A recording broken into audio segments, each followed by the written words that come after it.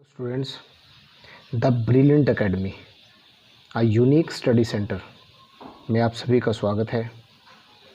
यदि आपने मेरे इस channel the brilliant academy a unique study centre को अभी तक लाइक, सब्सक्राइब और शेयर नहीं किया है तो प्लीज़ ये आपसे मेरी निवेदन है, एक रिक्वेस्ट है कि आप मेरे इस चैनल को लाइक, सब्सक्राइब और शेयर ज़रूर करें और साथ ही बेल आइकन प्रेस करें ताकि न्यू वीडियोस की नोटिफिकेशन आपको मिलती रहे। आज हम शुरू करते हैं class 11th introductory micro economics chapter demand. और आज का जो कंसेप्ट है हमारा law of demand. Law of demand law of demand एक इम्पोर्टेंट कंसेप्ट है इकोनॉमिक्स में। लॉ ऑफ डिमांड, पहले इसका मीनिंग देख लेते हैं। Law of demand states that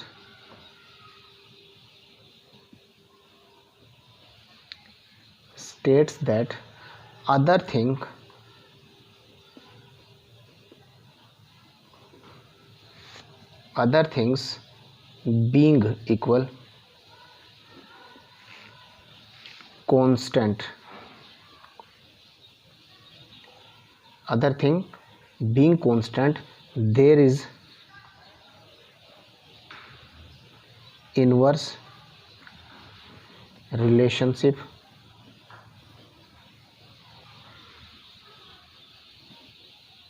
between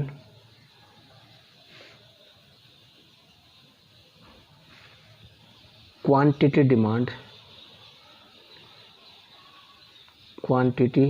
demanded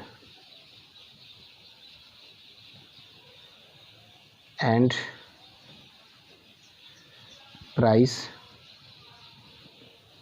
of the commodity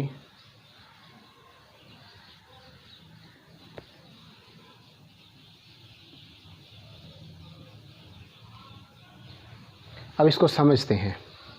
law of demand states that, law of demand हमें क्या कहता है कि other thing being equal constant, यानी कि अदर थिंग हमने डिमांड फंक्शन किया था। Demand of X is equal to function of price of X, यानी कि price of goods, price of related goods, yield, taste, expectation. ये हमने किया था कि ये है other things. Price of X same commodity का price, price of related goods, yield यानी कि income of the consumer, taste of the consumer, expectations of the consumer.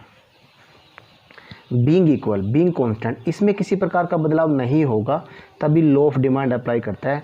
और देयर इज इनवर्स रिलेशनशिप, तो इनवर्स रिलेशनशिप रहेगी यानी कि उल्टा, एक बढ़ेगा एक कम होगा।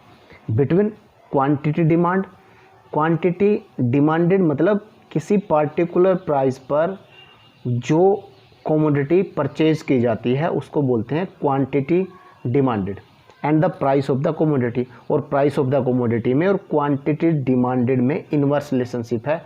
This is known as the law of demand. इसमें एक वर्ड बार बार यूज होगा, इनवर्स रिलेशनशिप, यानी यदि किसी कमोडिटी का प्राइस बढ़ेगा तो डिमांड कम हो जाएगी, प्राइस कम होगा तो डिमांड बढ़ जाएगी। ये लॉ ऑफ डिमांड हमें कहता है। नेक्स्ट इसकी explanation, explanation of law of demand. हमने एक्सप्लेनेशन, जो इसकी व्याख्या करनी है, दो चीज़ें इसके अंदर शो करनी है, डिमांड शेड्यूल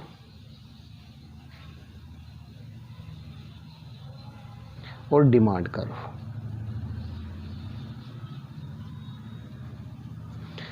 डिमांड शेड्यूल में हम टेबल शो करते हैं, जो एक टेबल जो रिलेशन शो करती है प्राइस और कमोडिटी यानी कि क्वांटिटी डिमांडेड में।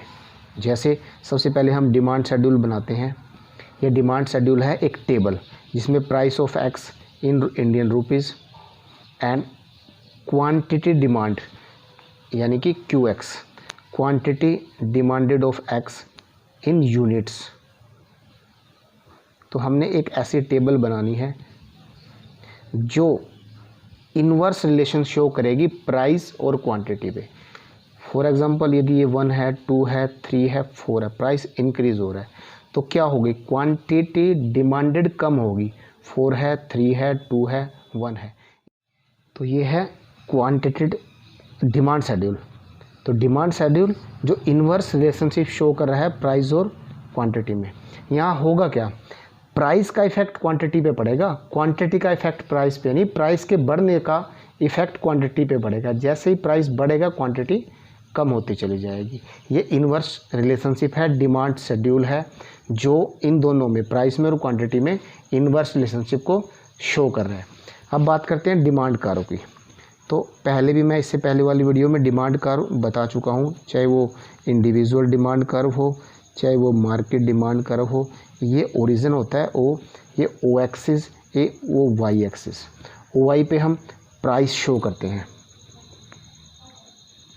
और ओ एक्स पर हम quantity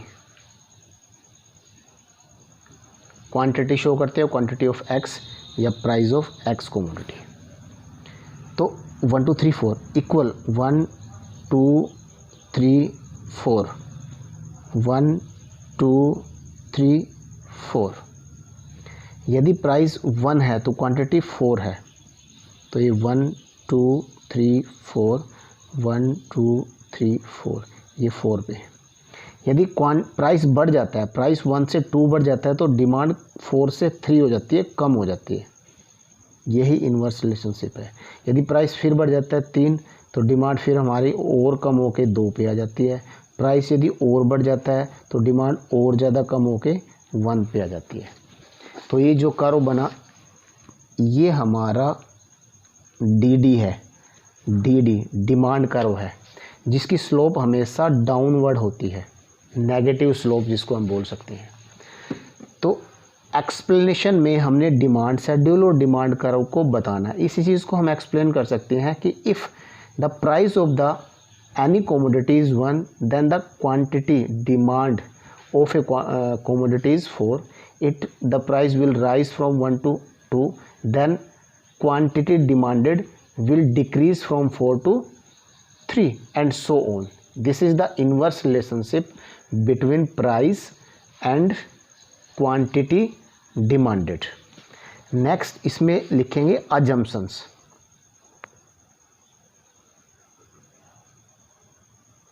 assumptions of law of demand।